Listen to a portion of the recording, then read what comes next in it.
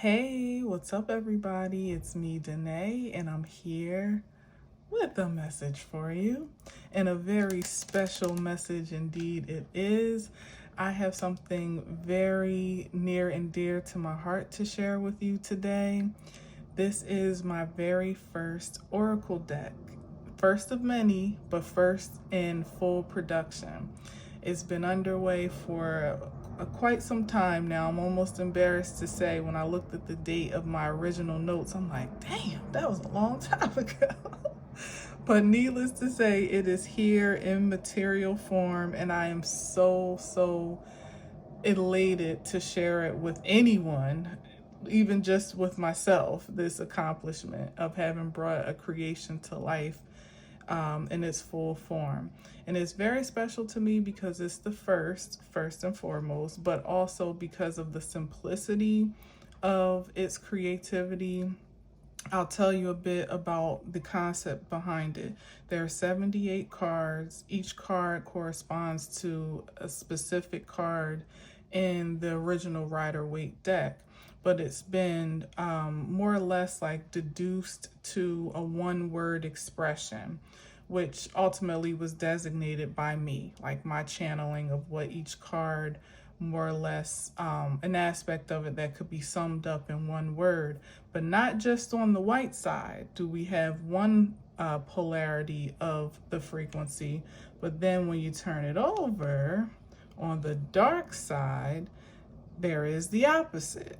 And that's the same for all 78 cards. So it's almost equivalent to the upright and the reversal, more or less, of each card, with some caveats here and there, but for the most part, it's about polarity, dualities for the most part.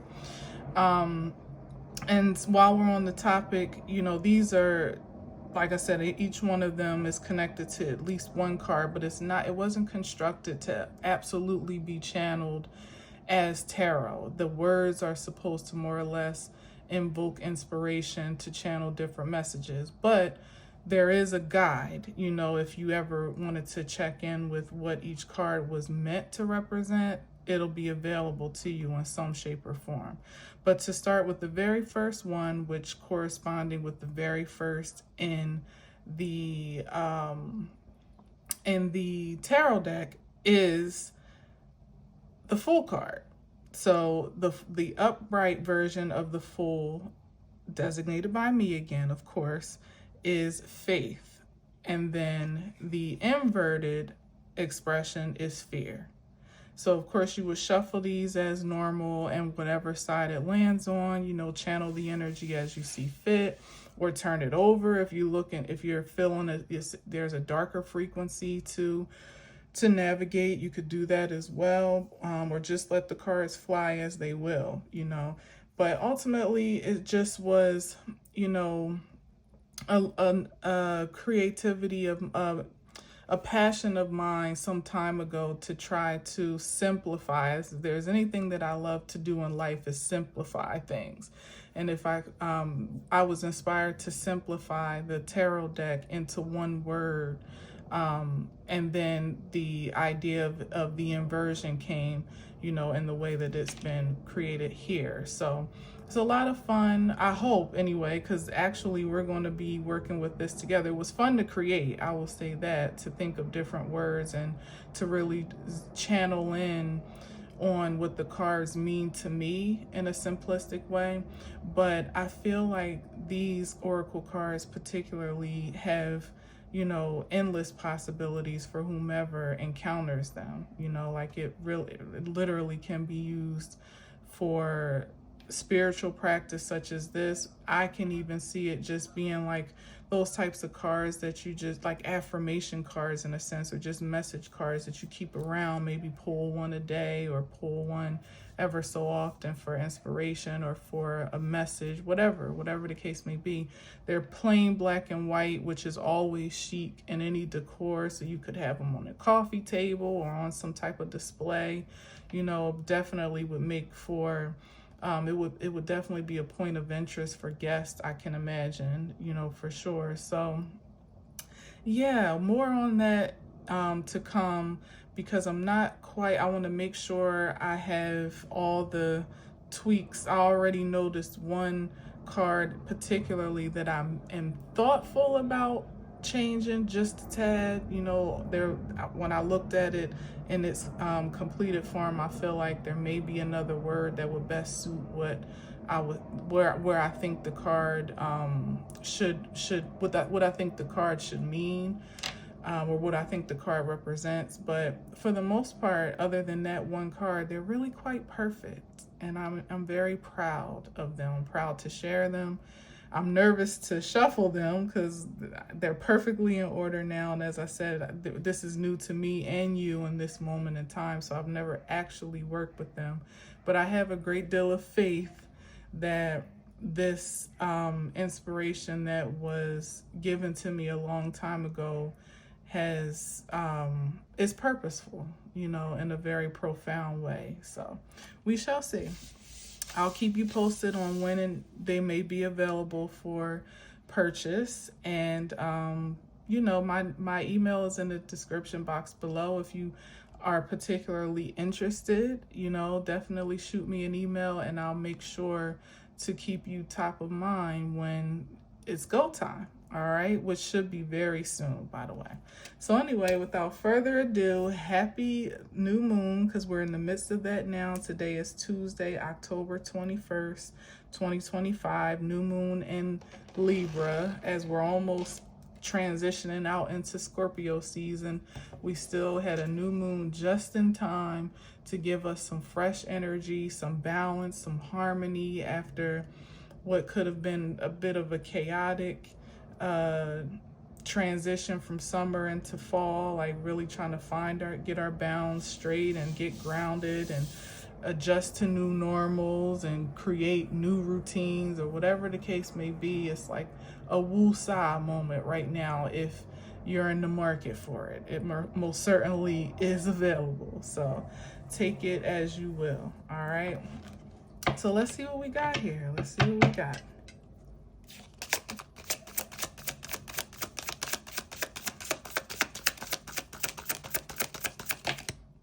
Oh, you see how that fell out? I don't even know if you did. Did you? I think it was a little bit off camera.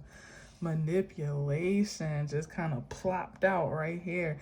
And what's so funny is that I hardly get reversals in my regular cards. So it's funny that the first card out the gate is a dark side message, which is manipulation.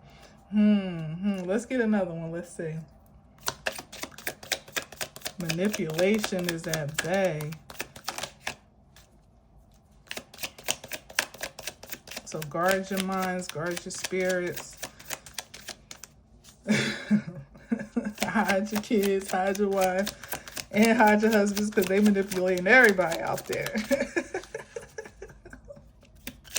And that could be anything. What came to mind, though, was the media, which is like the obvious one, you know, when you think about manipulation of messages, psychic manipulation, could even be material manipulation, which could be rooted through the psyche, influencing the masses on how to spend, what to spend on,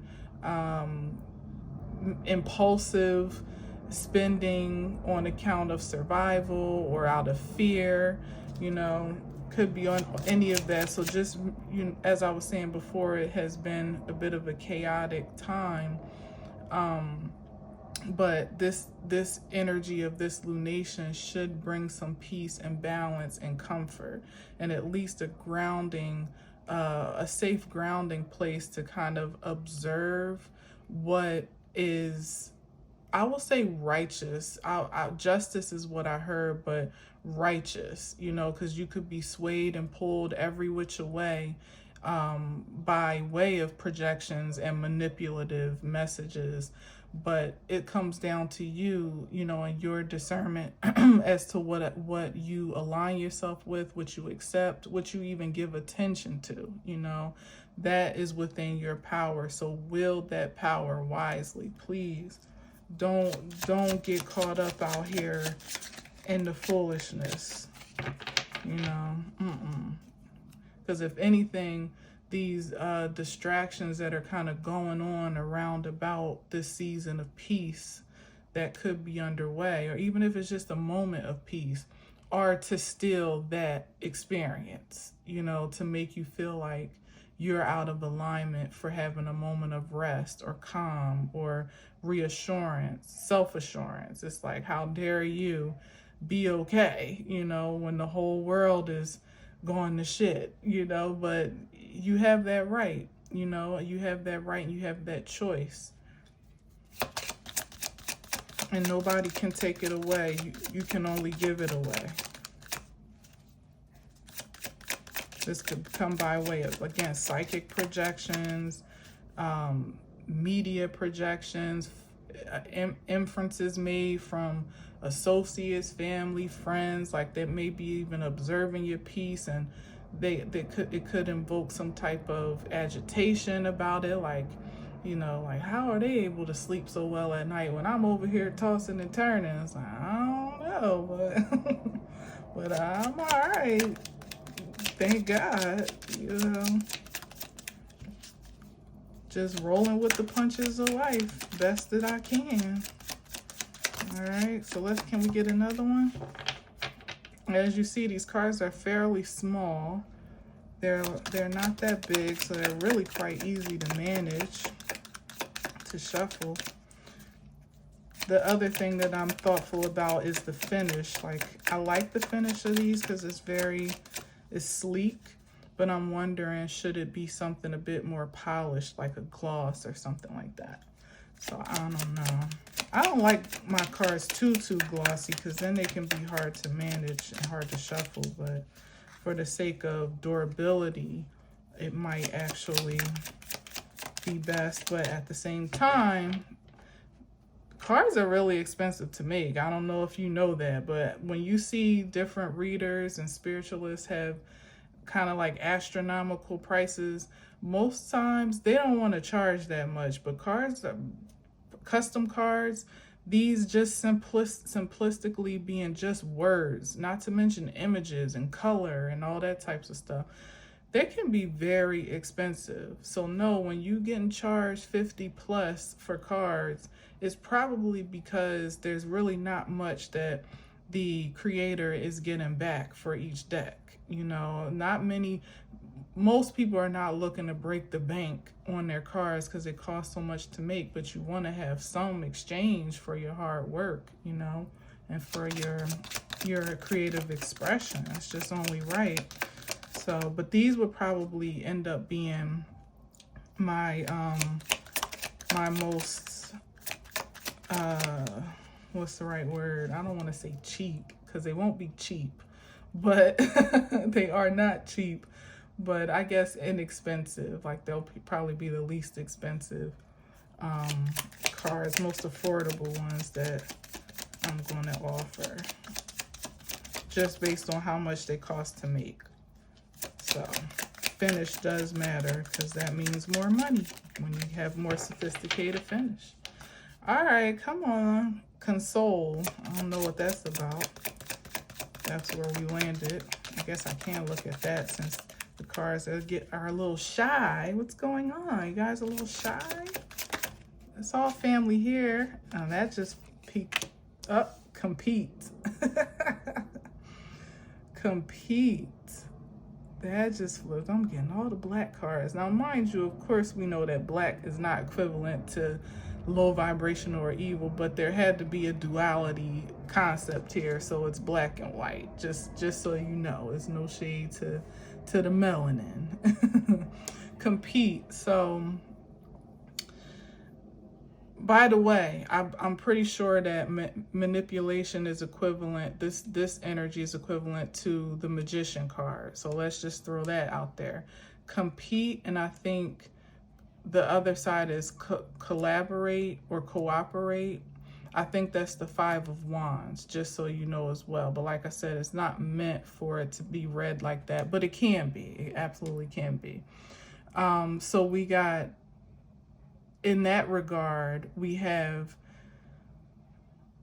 there being like, yes, here it is. Manipulation, as I said before, for us to recycle, as a collective in any regard, culturally, communitively, humanly, whatever the collective grouping can be. It's a matter of manipulation to incite competition, which more or less to me in this moment is speaking to survival mode, where there's not enough resources. Everybody's feeling like they gotta backstab the next to get ahead, or do something out of order or out of character in order to be seen, get attention, or again, get ahead, advance, prosper, or just survive, to just survive. And that type of energy is being created and perpetuated by powers that that ultimately profit from our despair. This is why it's important, as I said, to reclaim your power and your sovereignty of your own spirit, to not allow yourself to be tricked, more or less, manipulated back into a cycle that may have never quite suited you. If you're lucky, you may have just gone along to get along in the way that you were conditioned to, but it most certainly may not suit you now, depending on who you are and how much work and deconditioning you've done to yourself to see life from a more prosperous point of view than an impoverished one. So don't let these old tricks and tactics rope you in into a cycle that really is null and void at this point in time. It's all smoke and mirrors at this point. And those that are continuing to perpetuate that circus are going to find themselves to be more or less victims of it. They'll be roped into their own three rings and confined to that sideshow shortly, before they ever have the leverage to impose that reality onto the whole of creation again as one mass projection. It's too many people that have awakened to just who they are, like their own personal identities and powers at this point, for that to ever be the case again. Now, it may be a bit of a tug of war, so it seems at times, to maintain that position of power on either side, but certainly as an independent person, an independent spirit. But again, the power is only relented. It's not, it can't be captured at this point. It can't, not captured, conquered. That's the word. It can't be conquered at this point. It can only be surrendered. Yeah, more than relented, more surrendered.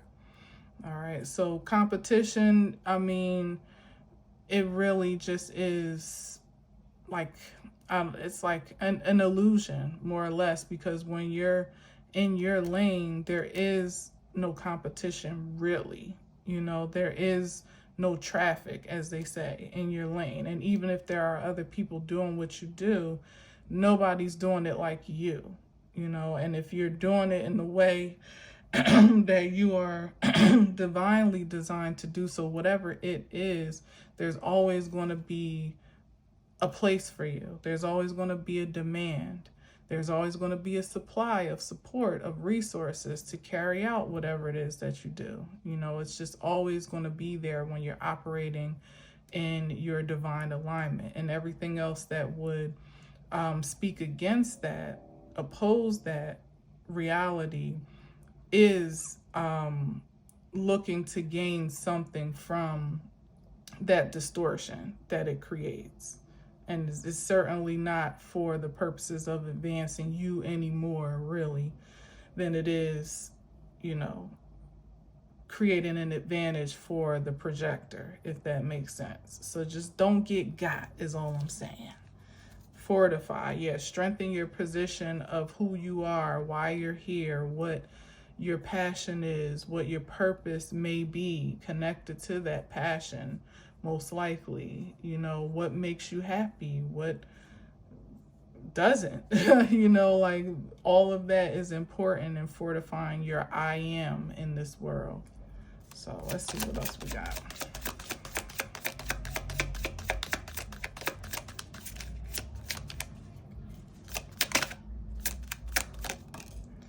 Oh, really? Damnation?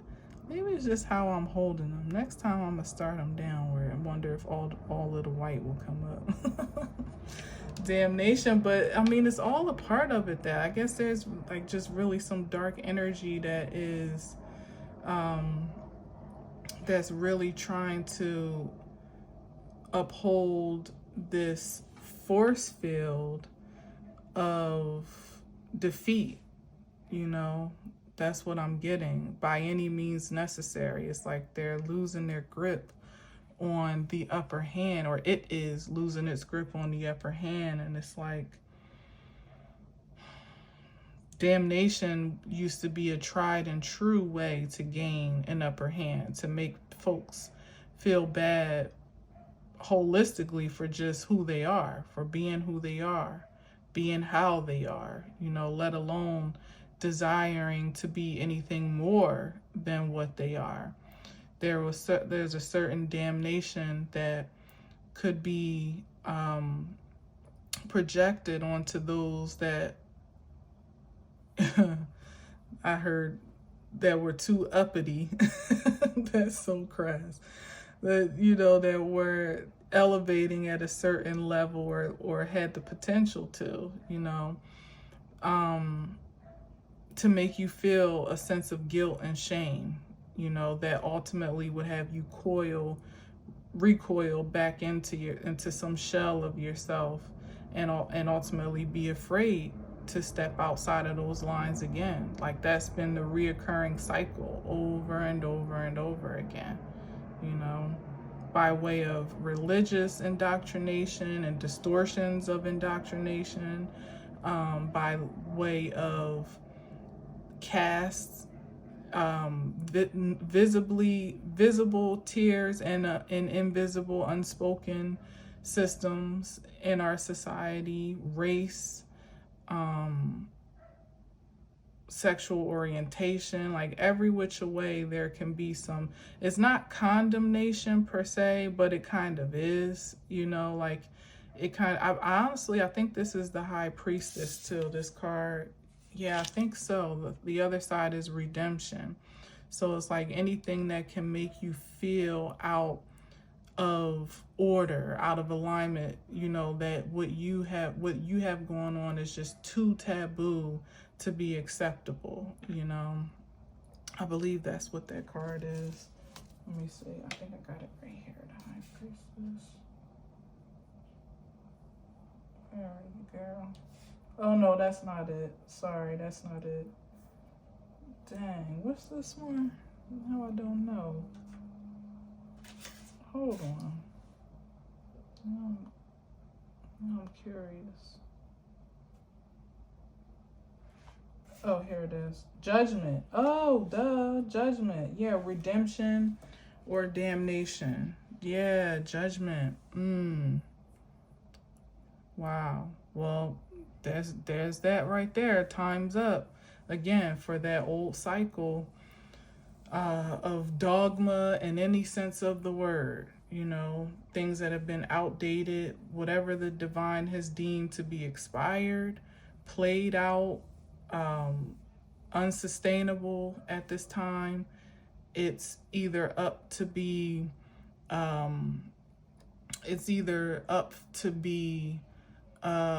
renewed and regenerated. Well, in the highest frequency, it would be anything that is still admissible and accepted in by divine standards. But anything contrary to that is more or less damned.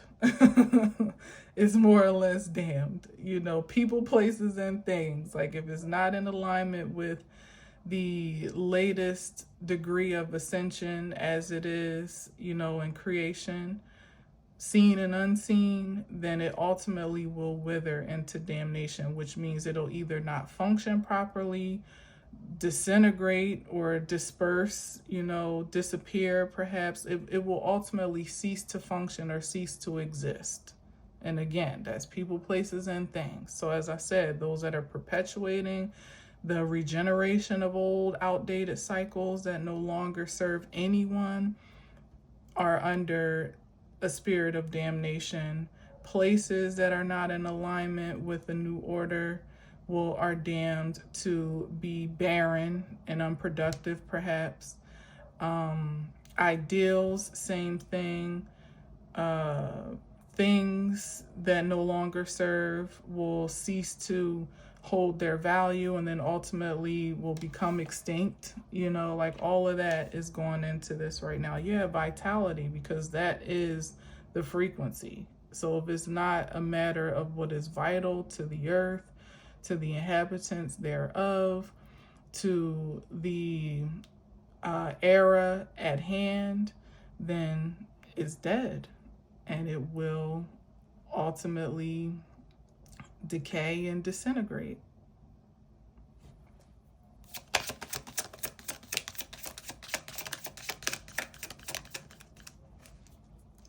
And also with that judgment card, there's the redemption aspect in the light frequency.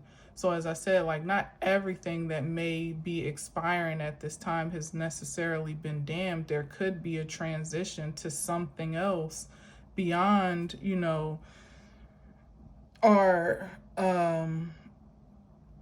human enlightenment, where some things that, have served their purpose, some people, places, and things that have served their purpose are now going on to retire in peace, are going on to rest their spirits or their souls, or to take a final rest. And that's okay too. We are, as I said, we are rounding about Scorpio season, which is very much so in alignment with that. And it's all good. It's, as I said in the last message, it's all love, it's all good, whatever it comes to be. The sin and the shame comes in when there are living energies that have the opportunity and more or less the capability and and did I say the opportunity? I think so. The opportunity and the capability to shift, change, transform with the times, with the era, but they refuse because, as I said, no one has to wither into decay before their time.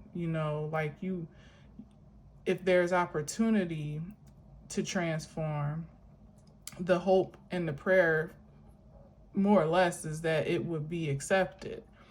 Those that have, lived their time, lived their life, walked their path, come to the final, the end of their journey honorably, it's a beautiful homegoing, for them. It's a beautiful acceptance unto the divine light for them, for people, places, and things of that nature, with no disgrace.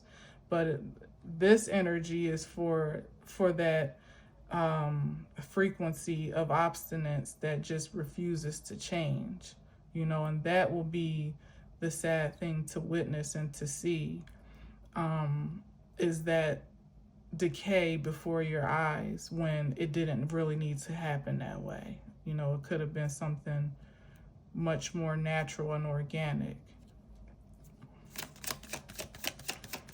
And graceful.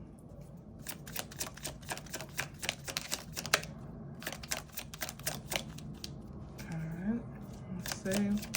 Let me get one more, and then I'm gonna call it. Let's see what's on the bottom and the top. It's crazy. Fumble. Well, we are in football season. And I do believe that this is the Two of Pentacles, actually. Yeah, so I think the other side is like balance, or what is it? Manage and fumble. So this is like the Two of Pentacles, where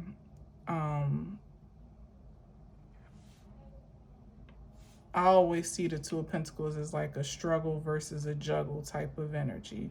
So the adverse in this case would be to just completely like not be able to maintain. And in this case, I'm thinking it's not being able to maintain your grounding throughout a transitional time, you know, or transitional phase, like it being overwhelming and underwhelming to a point, because it is the Two of Pentacles, but the overwhelm is for the feeling of scarcity, you know, overwhelmed by the feeling of scarcity, like feeling like you don't have enough time, enough energy, enough resources, enough, again, back into survival mode. And that would be the intention of dark forces, is to create, you know, to hyper exacerbate, I think that's the word, these circumstances to the point where it would perpetuate that cycle of poverty, whether it be in the mind or whether it be in the spirit or in the material, which is all three are in alignment in some way, shape, or form at some point.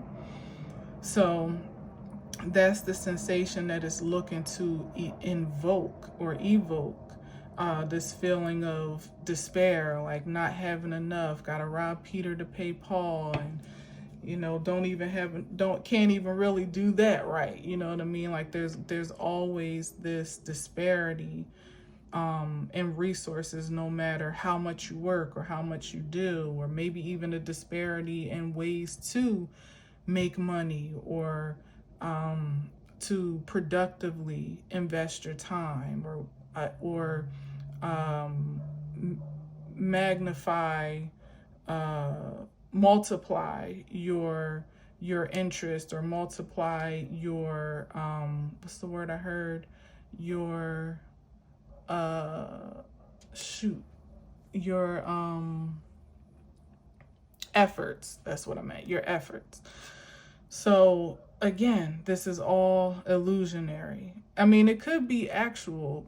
However, it all is a figment of the mind first and foremost. So whatever it is that you have conditioned yourself to believe, or whatever conditioning that you have submitted yourself to or surrendered yourself to, aligned with, is what ultimately becomes the reality. And it's so cliche, we know, you know, like this spiritual talk, this spiritual mumbo jumbo,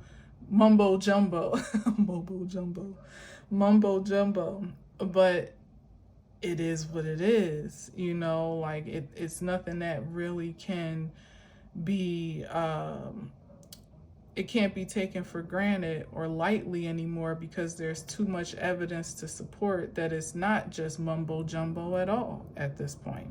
And the only contrary concepts are the illusions that, again, powers that were wish to continue to manipulate and infuse for the purposes of regenerating that illusion over and over again. It doesn't work unless there's someone that if there's someone that is feeding it, you know, that is giving it life, that's giving it power, that's giving it relevance, you know. Unfortunately, there are plenty to do that at this time, but there are also plenty to reject it, to denounce it, and to actually show a living example of the stark opposite of it, that no matter what it appears to be, there are plenty of people that are actually living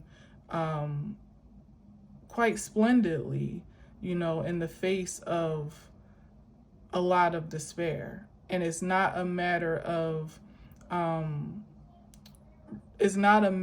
there being some secret stash of resources or opportunities, or, you know, like a backdoor of advancements per se. It's the matter of the mind, period. And those that refuse to change their minds about old ways, whether it be their own or societal, universal, however it plays out, are condemning themselves and containing themselves to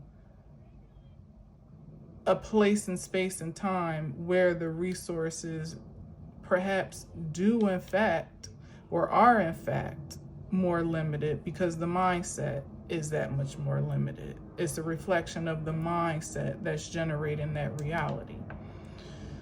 So when you boldly, almost rebelliously, live not only against that, but beyond that, it opens up a Pandora's box of prosperity that almost seems, again, to be like a secret garden or a secret stash to those that are still fighting for the scraps, you know, in that dated reality, or that dated concept of creativity, where there's never enough for anybody.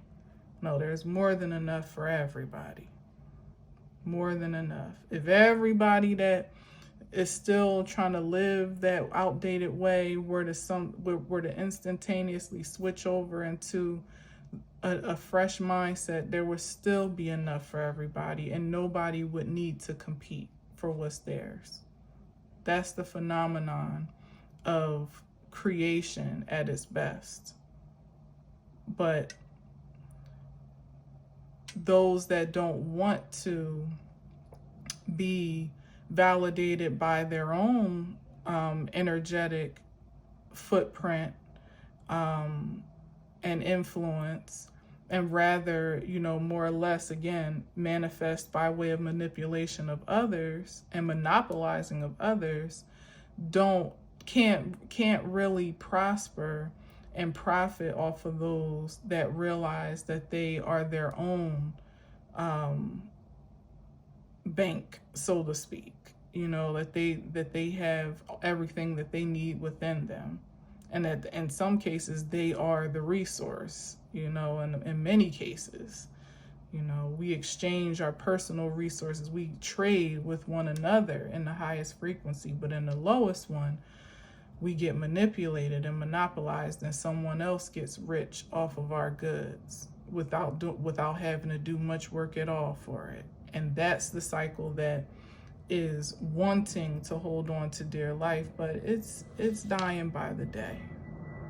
It's dying. If it's not already dead, you know, walking dead, unbeknownst to it and unbeknownst to many of us, it may already be dead.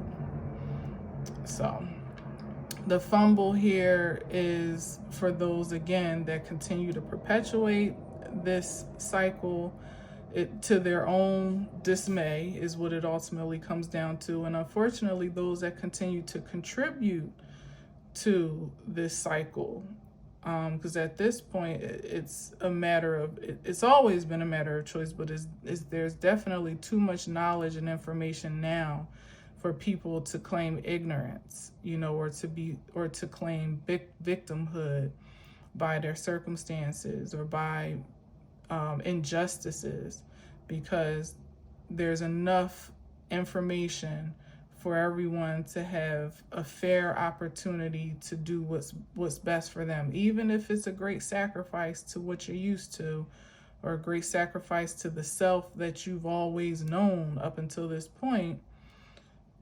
It would still be worth it depending on a person's decision to say so, you know, but certainly not on account of what someone else says for them anymore. Again, that power can only be surrendered. It cannot be captured. All right, so, and here on the bottom, to end this out, we got prosperity, our only light card whole time, but my God, is definitely in alignment with everything that the message was kind of about, is prosperity here, which is, you know, the prize, ultimately the divine right of us all to prosper, you know, in our own unique ways, and without having to do so on account of the destruction or dismay of anyone else, and certainly for no one else to do so on the count of ours or count of our own. You know, this is the righteous path, you know, of prosperity, where you do so by way of your own creative inflections, you know, your own creativity, your own organic creativity. And of course, we all inspire each other. We all, as opposed to compete, we all collaborate or co-create, or can, but we definitely shouldn't be stealing or manipulating or monopolizing, or taking advantage, or taking anyone else's identity and harnessing it as our own, you know, for the purposes of so-called manifestation. That's not manifestation, that's manipulation. That's what it always has been, that's what it always will be, and it cannot be sustained in this era anymore. Yeah, and so the dark is mortality, and of course the light side of that is vitality, which is where we where I last landed before. But yeah, it's really about like embracing the spirit of mortality as a gift. You know, it's like when your mom, let's say, you know, because I can say this as a mom, like when I tell my son he has a certain amount of time left on the game, he gets in there and gets busy, because, you know, it's not about like, oh man, I only got this much amount of time left. It's about, well, this is the time that I have, so I'm going to take advantage of it. I'm going to enjoy myself in this time. And I feel like that's the spirit that I'm feeling now. Like sometimes mortality can bring about like almost a feeling of limitation. But from what I understand, of course, this can't be known by me anyway at this time, but from what I understand, this dimension is one of the most magical ones there really is, because we do get to live in the sensation of our passions and our creativities. And of course, you could look at it as if there's a limited time only, you know, because everyone more or less has an expiration date. But you could also see that while you're here, you know, it's like a privilege and an honor to be in a place where you can literally co-create the most ideal reality, you know, a reality within a reality, you know, like literally be having your own reality adjacent to someone else's, and it look completely different than anything else on earth. You know, like, where do you understand the magic of that? I don't even think I really do fully, even as I'm saying it, you know. But the mortality piece of it all, like some of us use, you know, you only live once energy, like time is a ticking type of energy, to motivate us to, you know, check off lists, or check, you know, points on a list, or even to live recklessly in some cases. But the reality of it is that this is your reality, and it's a gift. And if the divine says you have X amount of years to just, you know, paint a reality to your heart's content, then the prayer for all of us, honestly, is that we spend more time in the spirit of joy in that creation than in the spirit of limitation, especially where time is concerned. And absolutely where manifestation is concerned, because we may not be able to control the time per se, but you can certainly do a hell of a lot with the time that you're given, just by way of making up your mind to do so, you know, which means that we ultimately get to change our minds about mortality and what it really and truly means, and if it even really matters, you know. Because in the breath of life the breath and the lifespan that we have now, if you say so, there really is no limitation.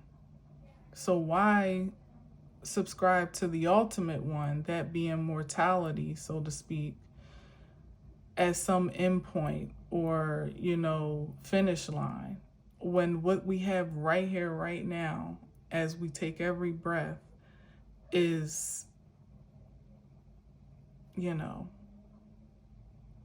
exponential. I don't know, that's the word I'm hearing. I don't know. And like I said, I'm preaching to the choir, the congregation, the first lady, the deacons, the trustees, the ushers in the back. Like, I'm preaching to everybody as far as I'm concerned on this one, because I don't even think I really have grasped that myself. But it's certainly something that I feel inspired to do, so. Prosperity is the peace. Ooh, I like that. Prosperity is the peace, or prosperity is peace? Peace is prosperity. Indeed, indeed. Either way you splice it. All right, in that case, thank you that I am wealthy beyond measure. Couldn't even spend all this peace in a lifetime if I tried. Oh, man. And I wish the same for you. So anyway, thank you for listening and watching. Thank you for indulging me with this unboxing of my first Oracle deck. I'm going to be sharing the details very, very soon. So keep an eye out. Again, email me with your interest if you like to jump the line, per se, like with a pre-order, so to speak. But I'll be letting you know soon how you can cop you a deck if you're so interested. All right. But above all, I'm grateful for your presence here. I'm grateful because I get to share this. Like, I don't think you understand how much it means to me to have created an extension of my spiritual creativity in a way that my spiritual vision, in a way that I can actually touch, that I can see and I can share with others, and hopefully share, in an absolute way where you have your own little piece of me in your home. That's such a blessing for sure. It makes me very happy. So thank you for being a part of this, if you're still here, for sure, at this point. And yeah, until next time, as always, I'll leave you with peace.